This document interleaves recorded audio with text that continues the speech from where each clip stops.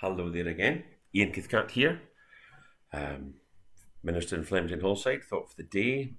We've reached another Saturday, and again, I'm trying to interact, trying to do the kind of stuff we've been doing with regard to the what have you been reading, what have you been watching, that kind of stuff. But I guess we're now at this stage where people are trying to plan when the economies are being kind of opened back up again.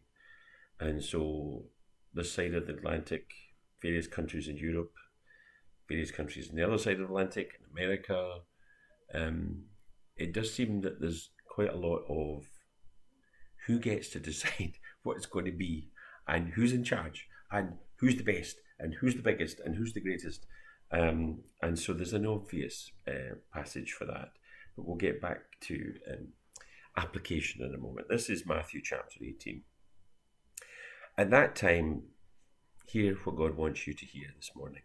At that time, the disciples came to Jesus, saying, "Who is the greatest in the kingdom of heaven?" And calling to him a child, he put him in the midst of them and said, "Truly, I say to you, unless you turn and become like children, you will never ever enter the kingdom of heaven. Whoever humbles himself like this child is the greatest in the kingdom of heaven." Amen. That perspective of a child can often be deemed to be naive, lacking in competence, not having enough information or knowledge. I don't think it's really about that. I think the passage is really as it says, unless you are humble like a child. Humility does seem to be somewhat in short supply at this particular time. And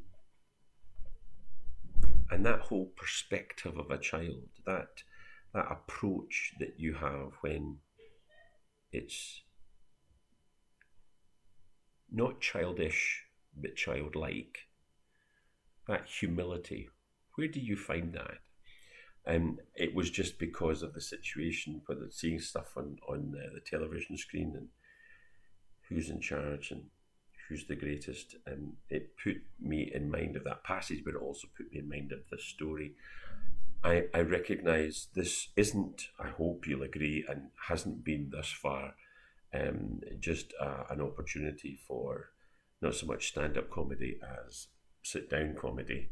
But I did also think the fact that I thought about this particular event that happened, I shouldn't not share it just because it's humorous, because it does go to that essential point of what's the perspective and what's the issue, what's the humility on display in a child that we're supposed to copy. We had, wasn't in the church where I am now, but I had this particular elder who was trying to buy a Christmas present for her son. He was, I don't think she would mind me saying it, he was Fireman Sam daft. They had all the books, they had all the videos, he had the helmet, he had the outfit, he had the boots, he had everything. Because he had been, besotted with Fireman Sam since I think like he was 1.5. And so, although he was still 4 and still a wee boy, basically all the merchandising they had got. And so he asked for this particular Christmas, he asked for this thing which he didn't have, and he just assumed, because it was Fireman Sam, then obviously you must be able to get this. He asked his mum for a Fireman Sam pole.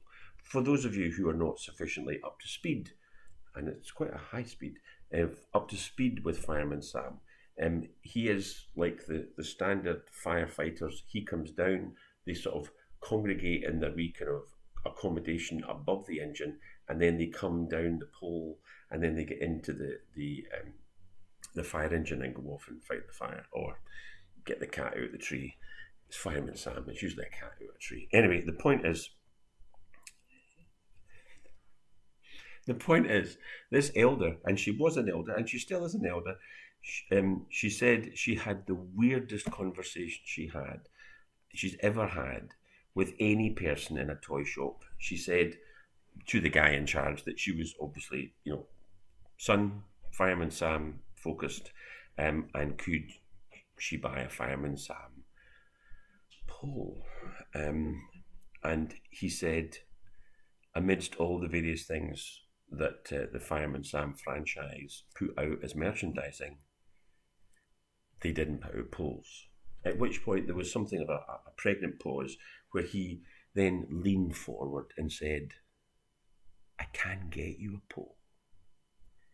It's just, it won't be a Fireman Sam pole. And the point was that the elder was trying to tell me, when you come round to my house for a prayer meeting and you see the pole in the corner, you better realise it's a Fireman Sam pole. It's got a sticker on it of Fireman Sam, and it's not any other kind of pole. This is a really good story to tell because I've not said any bad words, and it's all inside your head, bad people that you are. To the pure, all is pure. And that's my point. He was only 4, and of course, it was a Fireman Sam pole.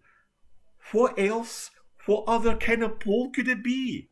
And the answer is, he did approach it with what some people might call naivety, but with a purity and with a straightforward focus on, he likes Fireman Sam.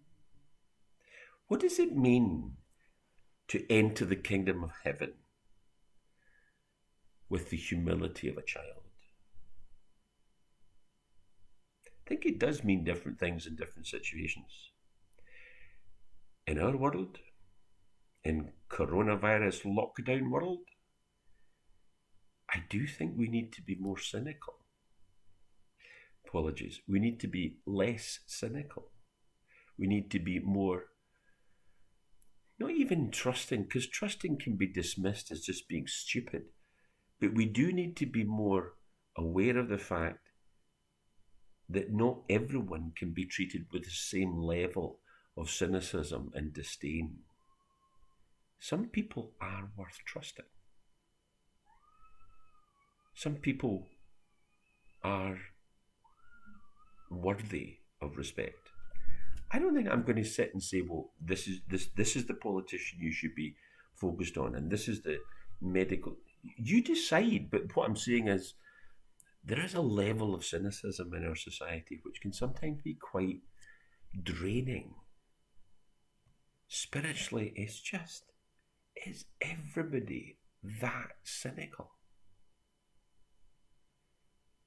There have been examples of people who haven't always necessarily been ethically, they may have been hypocritical, or they may have seized the chance. You can certainly do that with information in terms of insider training and made some money or not lost money. There's all kinds of folks who have done all kinds of things. But I think there are some people who are meant to be in this kind of situation. And I think you're supposed to trust them. Is that difficult to know who to trust and who not to? Yes, it is. But it's also important to recognise sometimes whatever else your mind may say, it's just a Fireman Sam pole and that's it. Maybe we need to approach things with that same childlike understanding of the world. Not childish, not naive, but just recognising trusting the wrong person is a mistake. Trusting somebody who's worthy of trust is wisdom. Hope God goes with you. Moreover, I hope you go with God. Speak to you soon. Bye-bye.